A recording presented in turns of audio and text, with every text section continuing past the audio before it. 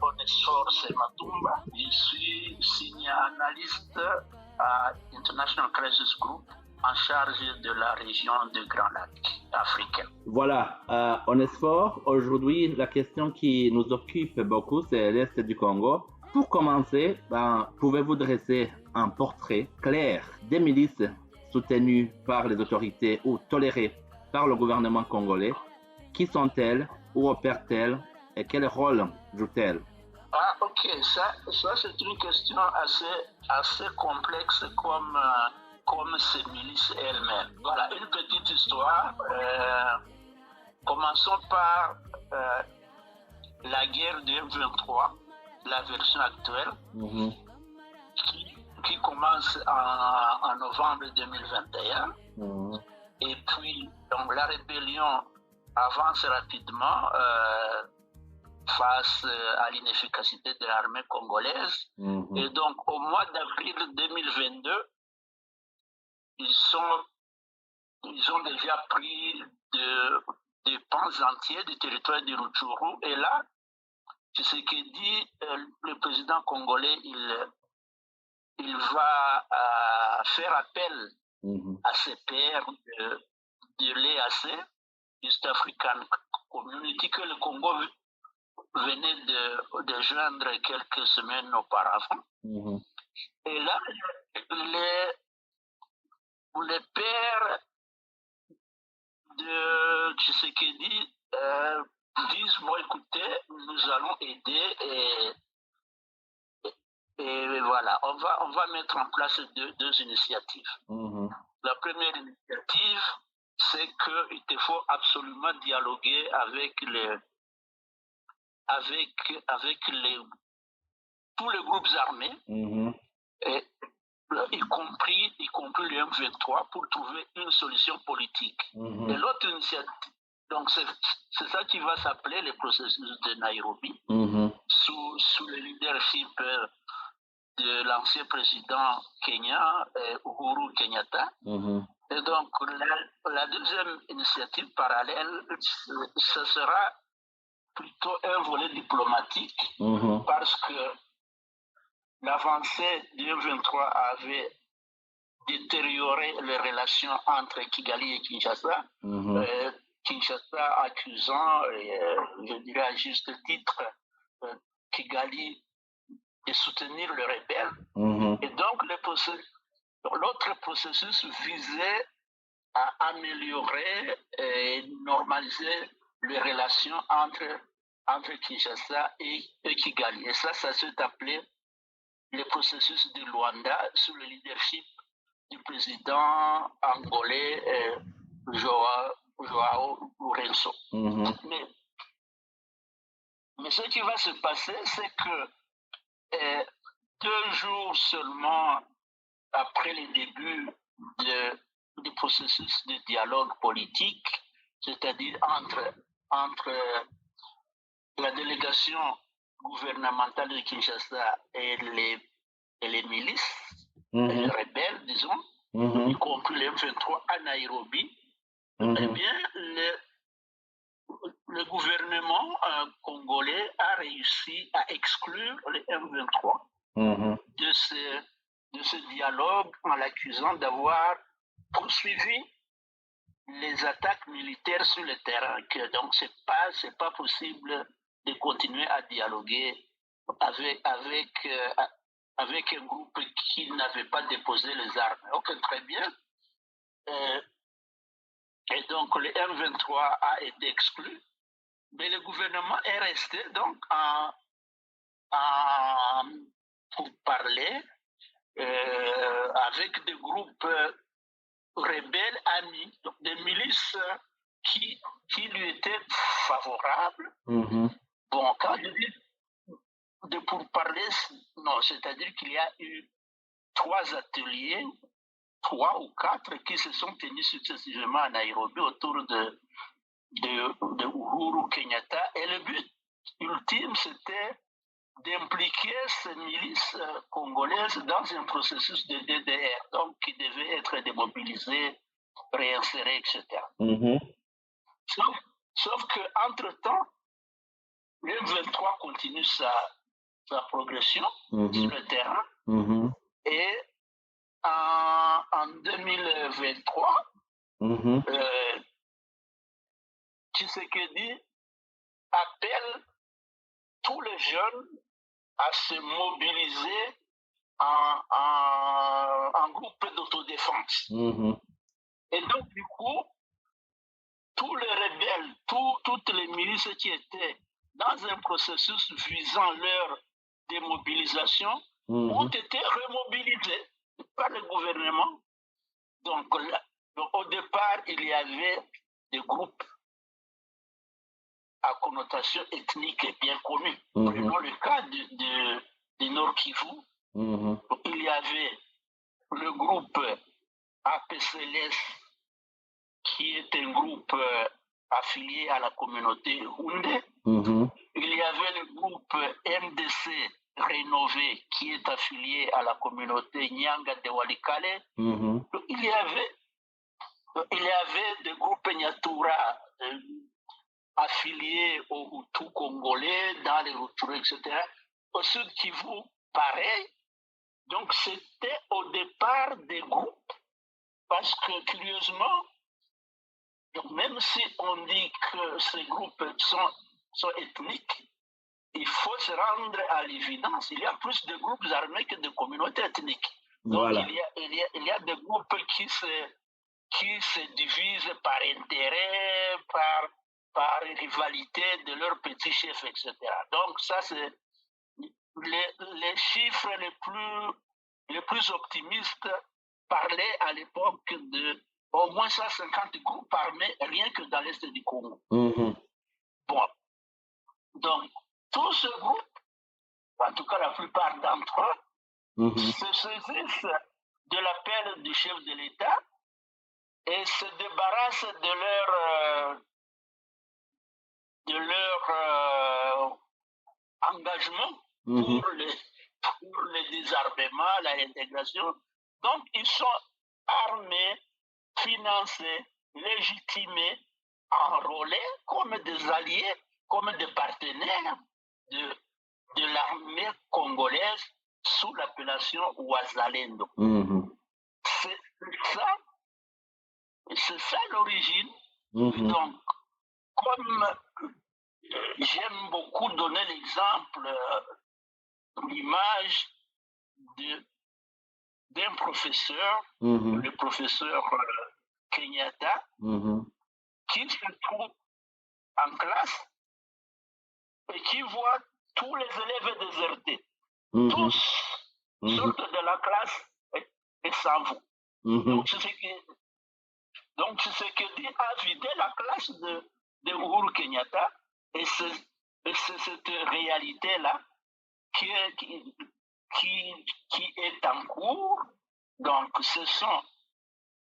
on a vu qu'ils ont donc ces fameux Ouazalendo, donc qui est en réalité un conglomérat. C'est pas un groupe, c'est un conglomérat hétéroclite de le départ, qui était fédéré par les intérêts financiers qui étaient offerts ou qui continuent à être offerts par le gouvernement, mais qui, par exemple, on a vu après la chute de Goma, bon, comme ils étaient plus ou moins en première ligne, après cette défaite, bon, ils ont pris la clé de champ.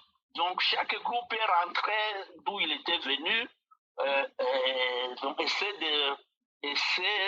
de survivre sous la menace du M23. Mais il y en a d'autres, parce que le concept a fait fureur. Au Sud Kivu, par exemple, les Ouazalendo sont comme une sorte de génération spontanée. Donc, il y a eu la mode de Ouazalendo qui s'est étendue là-bas. Alors, les Yakutumba qui n'avaient pas fait partie du processus de Nairobi, ils se sont réveillés, ils se sont dit aussi de Ouazalendo pour profiter de la manne gouvernementale. Bon, Il y a d'autres qui s'appellent Gomanzito, d'autres qui... Voilà, c'est un peu ce paysage chaotique de groupes armés qui sont nés grâce à la motivation du gouvernement, mais qui, au fur et à mesure, surtout au fur et à mesure des défaites sur le terrain, défaites des FARDC qui concernent aussi donc le Wazalendo, qui sont en train de se retourner, qui se sont retournés contre leur créateur. C'est devenu un monstre qui s'autogère, qui fait face à l'armée gouvernementale et qui est donc incontrôlable parce qu'il veut contrôler, donc cette masse veut contrôler et l'espace et les frontières et la sécurité et même les écoles, comme cela se passe dans les zones devenues zones de contrôle grises où ne se trouve pas véritablement l'État congolais et qui ne sont pas encore tombés sous la coupe de M23. Et c'est cette situation que nous sommes en train de vivre actuellement à Ouvira, par exemple. Vous parlez de situation chaotique. Je pense qu'il y a la deuxième question. Vous avez déjà répondu à une partie de cette question. Quand et comment leur influence a-t-elle commencé à supplanter celle des forces officielles? Je parle des FARDC et de la police, mais aussi quand vous voyez l'ampleur que prennent ces milices. Vous venez d'évoquer Ouvira, où les milices Wazalendo ont refusé le général Olivier Gassita comme commandant adjoint de la 33e région militaire. Peut-on encore dire que l'État congolais contrôle réellement son territoire quand vous voyez que ces milices parviennent à vraiment refuser qu'un général nommé par le chef de l'État, qui est commandant suprême, vraiment puisse prendre ses fonctions? Bon, écoutez, pour commencer par le début de la question, donc disons qu'après leur, je dirais, leur reconnaissance officielle, leur légitimation par Kinshasa en 2023, vers la fin de l'année, en fait, c'était le début de leur gloire, entre guillemets. Mais le fait est que l'état de l'armée congolaise ne date pas d'aujourd'hui, c'est des notoriétés publiques. Donc, à un certain moment, l'armée congolaise ne se battait plus.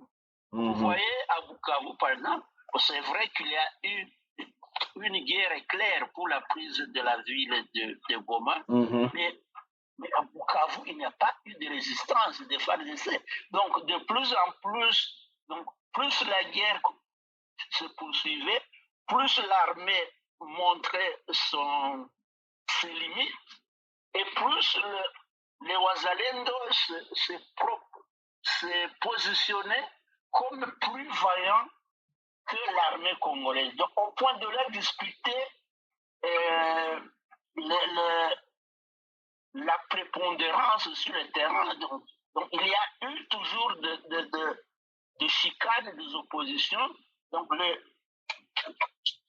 les Wazalendo accusant l'armée d'être payée pour ne rien faire, ou d'être payée alors qu'elle n'arrêtait pas de fuir, tandis que eux, ils disaient que, étant fils du terroir et non pas des gens venus de loin comme les militaires congolais, dont certains venaient du Kasaï, du Katanga, etc. Donc ils ont dit, nous sommes chez nous, nous allons nous battre pour nos terres, nous n'avons nulle part ailleurs où aller. Bon, voilà, donc on va se battre jusqu'au dernier homme. Donc ils ils ont vu leur influence monter au fur et à mesure que la résistance de l'armée congolaise baissait. Bon, donc maintenant, nous en arrivons à ce qui s'est passé à Uvira. Bon, aujourd'hui, la ville d'Uvira, c'est une ville assiégée. Assiégée par les M23 qui campent à Kabagnola et qui campent dans les hauts plateaux avec leurs alliés de Twirwaneho. Donc, si vous voulez, Uvira est coincé, se trouve à ce que je peux appeler un point de rupture. Sa défense n'est assurée que par les Wazalendo qui ont pris le pouvoir. Donc, en tout cas, vu ce que je viens de dire, donc les Wazalendo, là-bas, localement, ils ont dit les FARDC, donc l'armée congolaise, vous êtes arrivés ici en fuyant l'ennemi, eh bien, vous nous laissez la place. Nous, les enfants de Uvira, nous allons gérer notre Uvira parce qu'on ne vous fait pas confiance. Donc, il y a les Wazalendo d'une part, bon, et l'autre force qui essaie d'assurer qu'Uvira ne tombe pas, donc qui retarde l'échéance, à mon avis, c'est l'armée burundaise. Donc, voilà. Des intérêts propres au Burundi. Bon, maintenant, qu'est-ce que se passe? Parce que vous avez cité le nom du général Gassita. En fait, qu'est-ce qui se passe lorsqu'une ville est comme ça assiégée au bord de la rupture? Donc, au lieu de trouver des solutions, eh bien, ils cherchent des boucs émissaires. Et les boucs émissaires dans la région, ça a toujours été de pointer les traîtres, les infiltrés. Donc, tout ce qui, de près ou de loin, rappelle l'ennemi. L'ennemi, entre guillemets, pour le moment, c'est le M23. Et le M23 est présenté comme un groupe Tutsi et un groupe rwandais. Donc, être aujourd'hui Tutsi, Munyamulenge soit-il, rwandais ou Faciès rwandais. Rwandais, d'ailleurs, Faciès rwandais, qu'est-ce que ça signifie?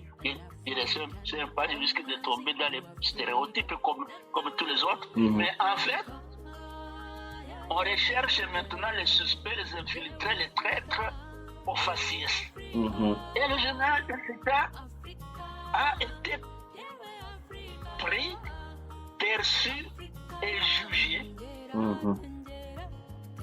parce qu'il est Tutsi, Munyamulenge.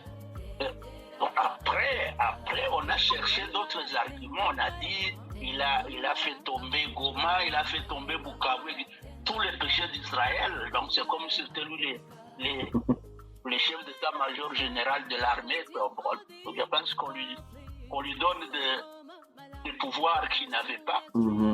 Mais c'est un coupable idéal. C'est un prétexte. C'est un prétexte parce que finalement, le gouvernement a cédé. C'est-à-dire que le gouvernement, où ce qui en reste? Parce que là, ta question, est-ce qu'il y a encore un gouvernement? Mais est-ce qu'on s'imagine un pays où des civils armés et même la société civile s'opposent à des nominations d'officiers au sein de l'armée? Donc ça, c'est un pouvoir en délitement total. Ça c'est l'abdication parce que pendant un moment, le porte-parole de l'armée, il a dit le général Gassita, c'est un brave, nous le connaissons, l'armée est derrière lui. Mais face à la persistance de l'opposition des Wazalendo, de la société civile, et même d'un évêque, figurez-vous,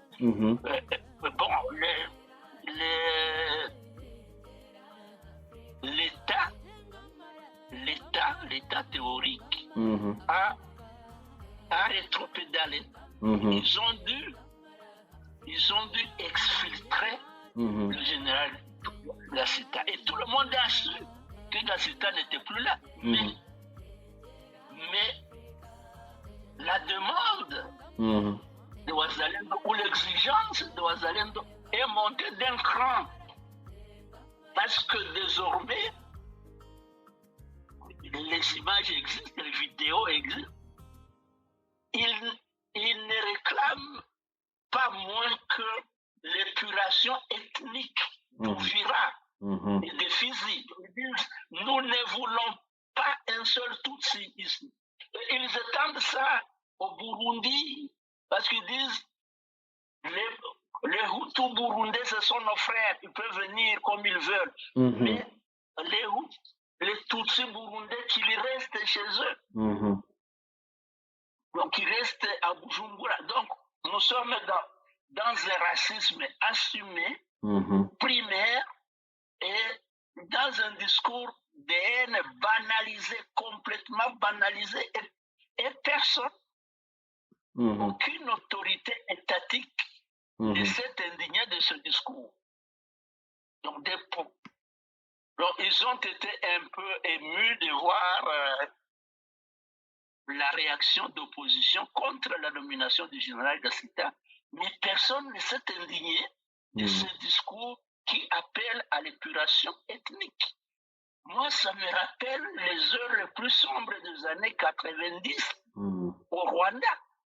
Et donc, ce qui est en train de se passer, les gens qui sont Tutsis ou assimilés aux Tutsis à Uvira éloge. Aujourd'hui, les femmes qui ont ces traits-là ne peuvent pas aller puiser de l'eau au robinet à Uvira.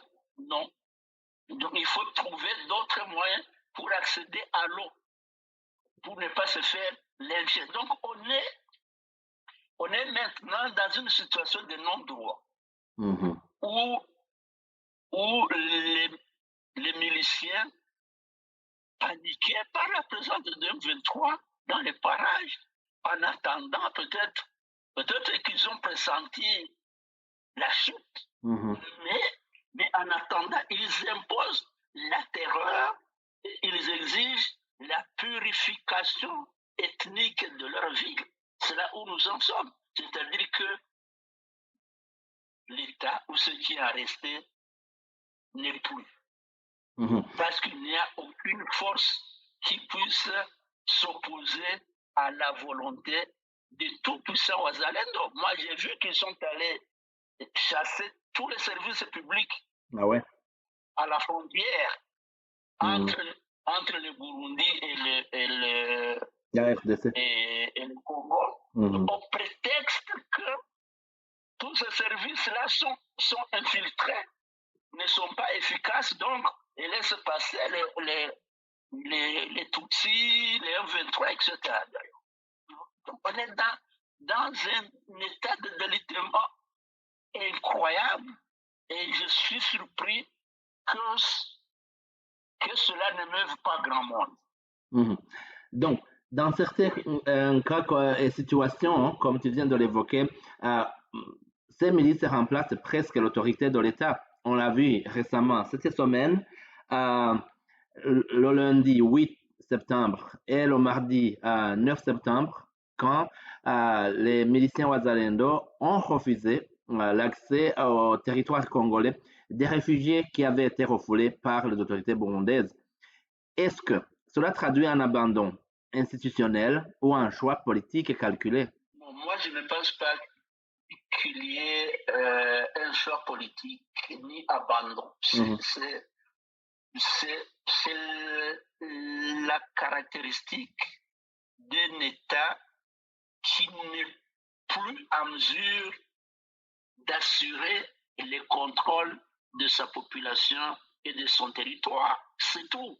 Donc, vous citez ce cas, mais il y a eu un cas plus dramatique. C'était des délégations de personnes qui venaient du Burundi pour venir à l'enterrement d'un officier de FARDC mort dans un crash. Mais sa famille, ses frères, ses amis ont été refoulés par les Wazalendo. Parce qu'ils ont dit non, non, non, vous êtes des Tutsis, vous êtes des Rwandais. Donc, dans cette partie-là, l'État ou l'autorité est absente. Donc, il y a un gouverneur, il y a peut-être un gouvernement provincial là, il y a des autorités, mais j'ai des nouvelles que même ces autorités passent la nuit à Bujumbura. Oui.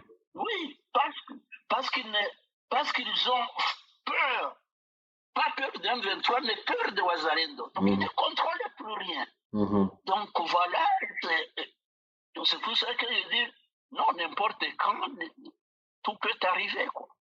Mais c'est Matumba. Là, n'est-ce pas vraiment une stratégie cynique du pouvoir de nourrir ses milices pour se maintenir au pouvoir, quitte à sacrifier, disons, la sécurité des citoyens?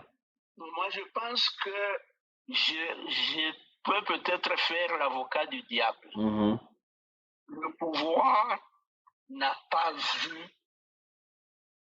anticipé les conséquences de ce choix qui était risqué dès le départ. Moi, je l'ai dit sur tous les médias dès le départ. J'ai dit, un gouvernement, un État qui recourt à des milices finit par en payer les conséquences parce que tôt ou tard, les milices s'émancipent et leur émancipation se traduit par défier l'autorité pour prendre sa place. Les exemples sont légion.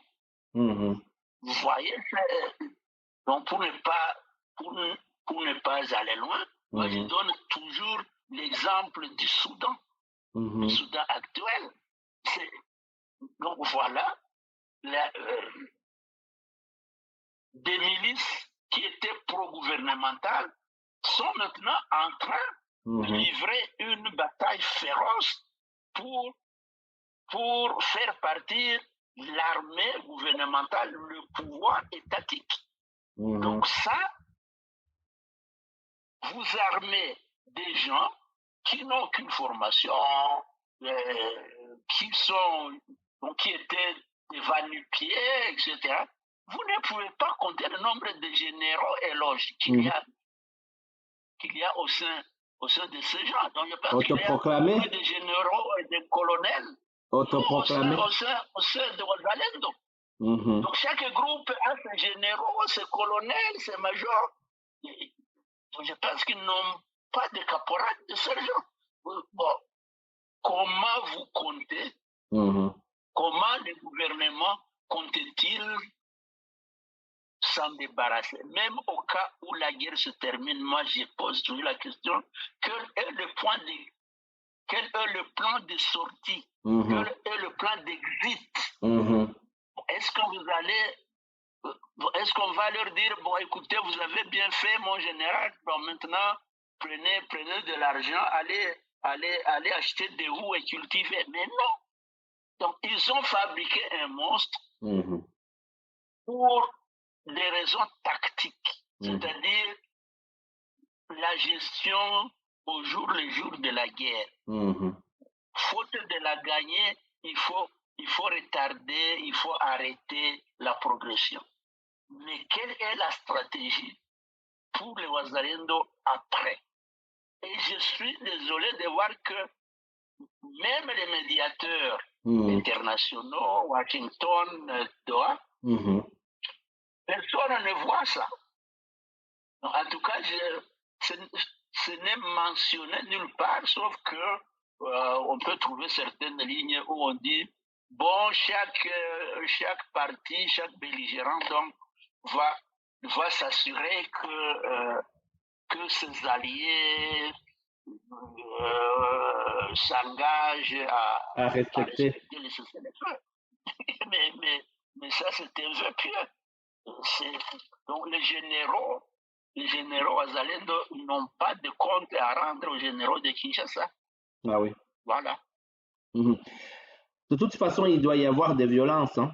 Quelle forme de violence, d'extorsion ou de pression ces milices font-elles subir aux communautés locales?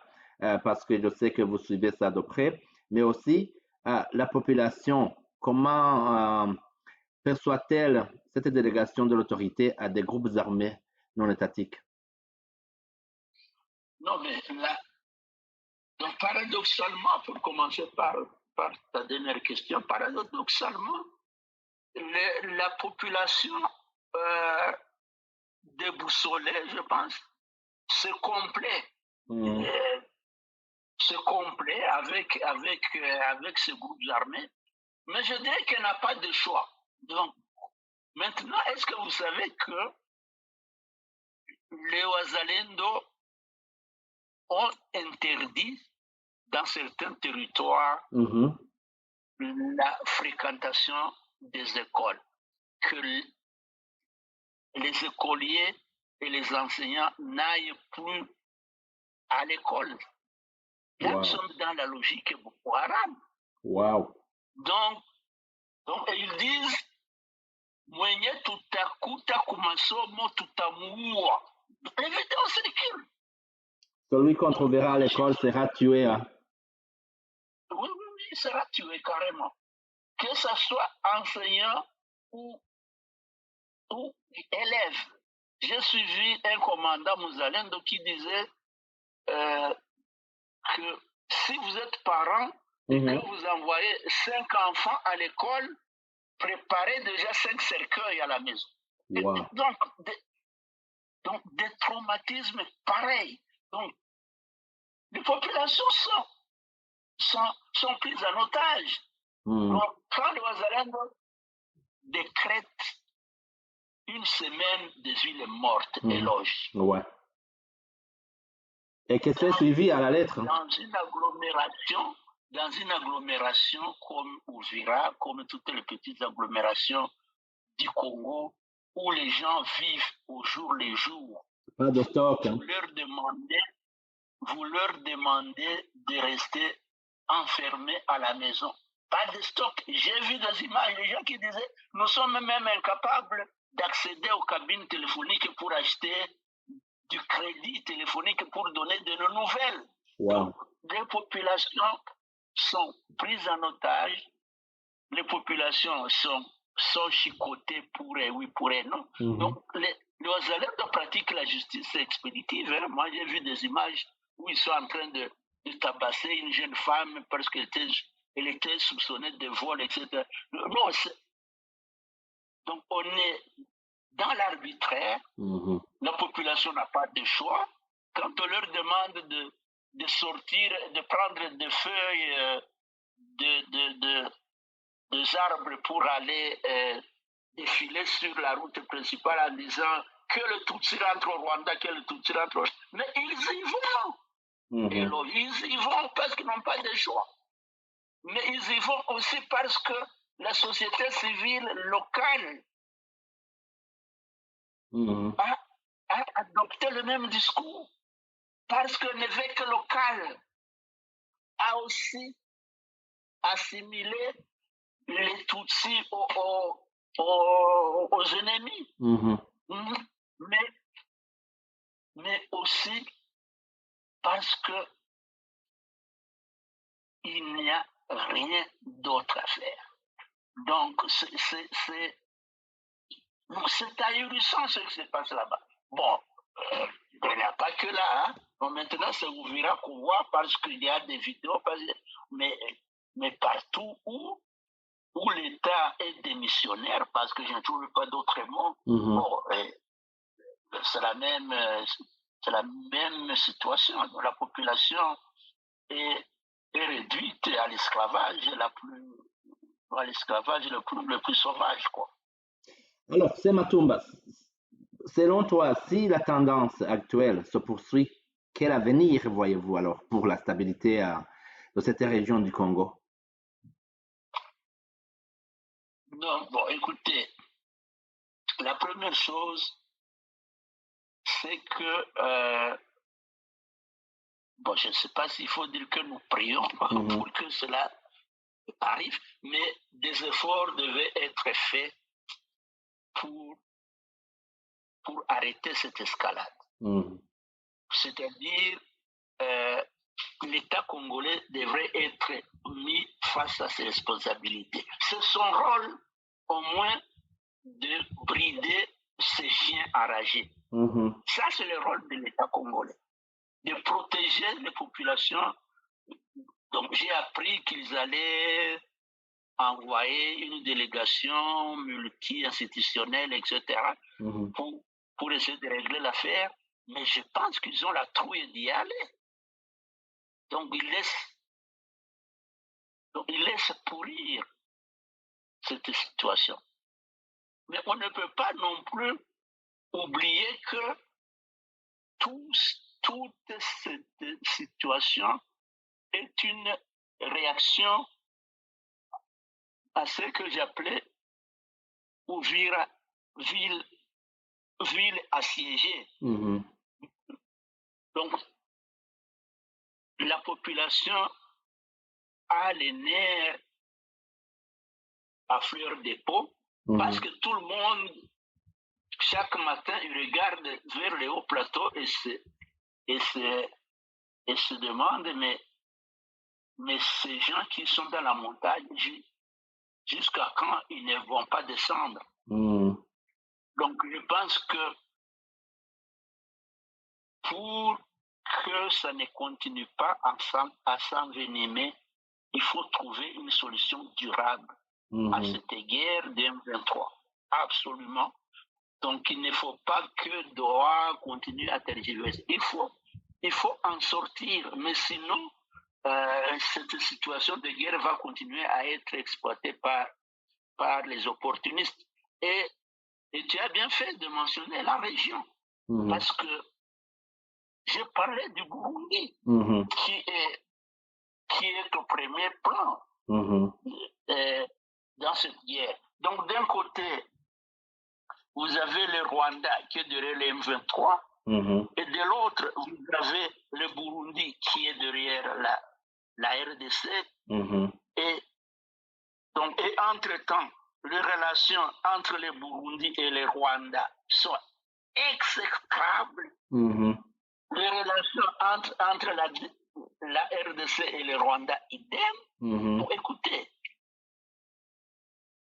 donc je pense qu'il faut vraiment commencer à inverser la tendance. Sinon une petite flamèche risque de faire sauter tous les bazars. Et je pense que nous sommes au bord de cette chose-là. Donc, un face-à-face CNDD M23, moi je vois que ça c'est un cauchemar. Pour Ouvira, pour Bujumbura aussi, et donc pour la région. Donc, je ne sais pas qui a les bons leviers, mais il faut que les gens essaient un peu de réagir au lieu de continuer à courir dans les salons feutrés en train de signer les papiers. Bon, de toute façon, on a signé un papier à Washington le 27 juin. Bon, ensuite, on a signé une déclaration de principe à Doha le 19 juillet, mais jusqu'à présent, la réalité, c'est ce que nous sommes en train de décrire sur le terrain. Donc, comme on dit chez nous, sans effet. C'est vraiment sans effet. Alors, c'est qu'on est au bord d'une implosion sous-régionale. Hein? Mais oui, bien sûr. Moi, je pense que nous y sommes déjà. Nous y sommes déjà. On devrait.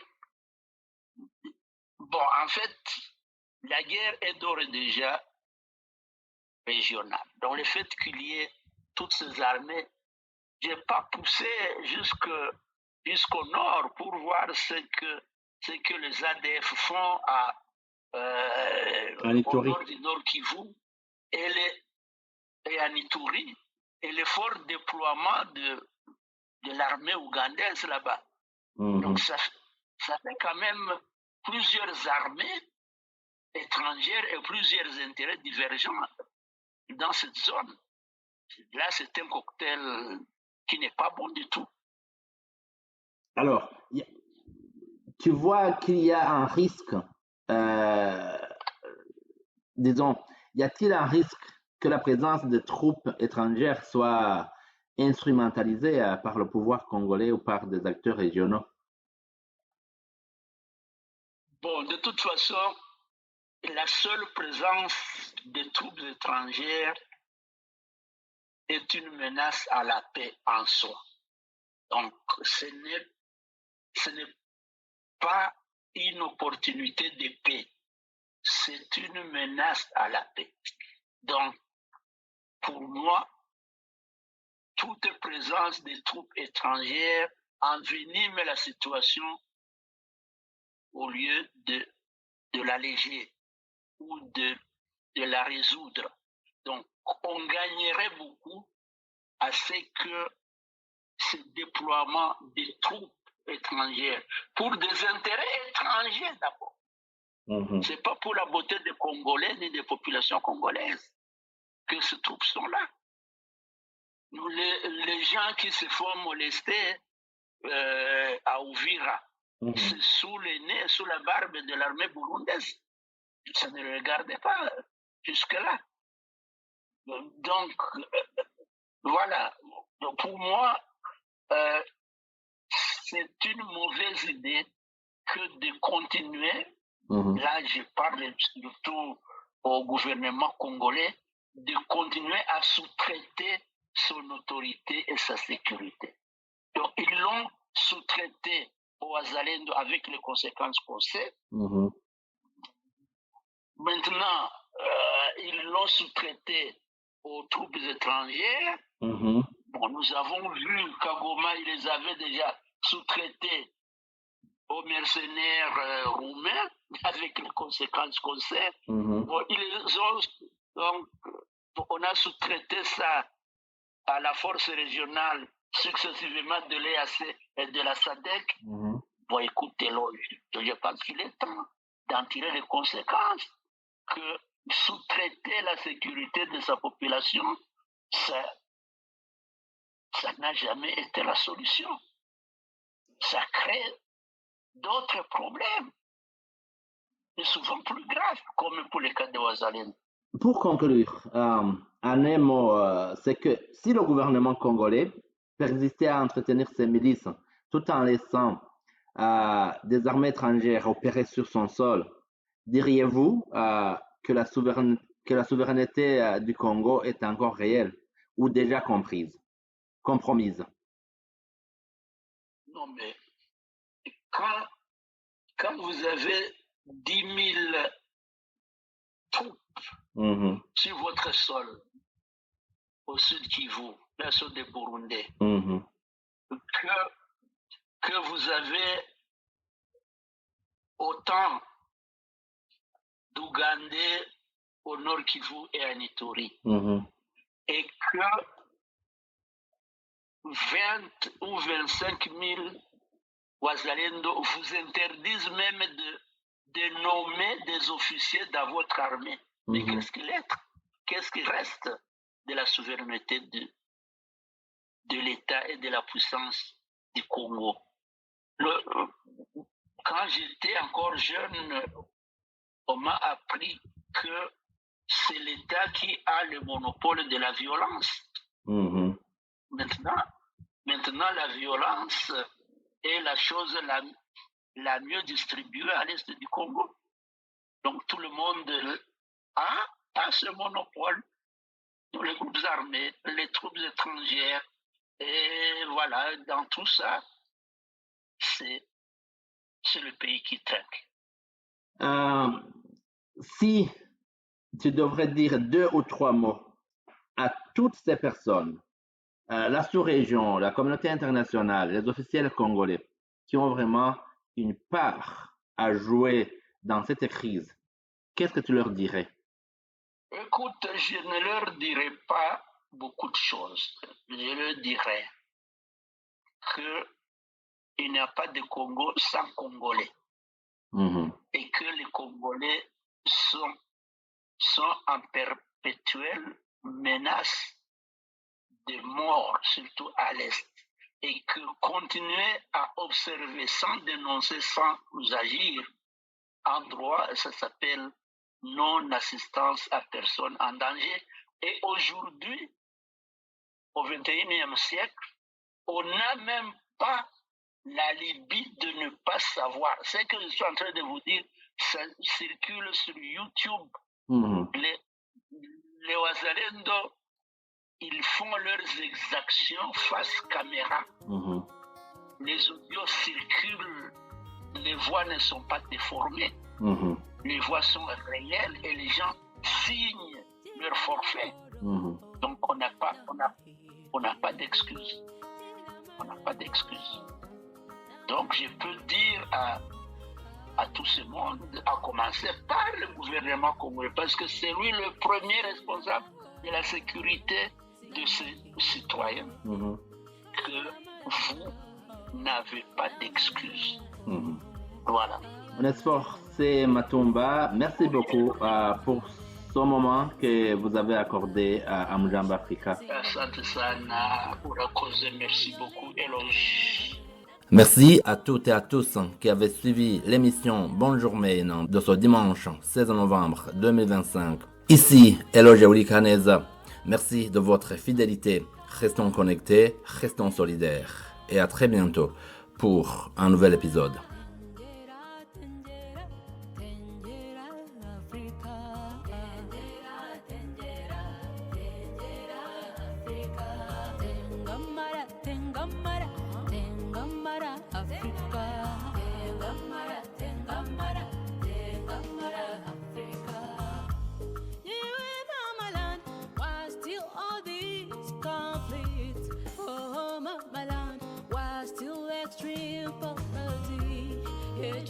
The diamonds in your land, all the work in the hands of some groups. Oh, mama land, wipe the tears of your children. Oh, mama land, give the chance your young boys and girls. Stop the lies, oh, stop the violence, oh, we want an Africa, for the African. Yeah, we Africa, Africa.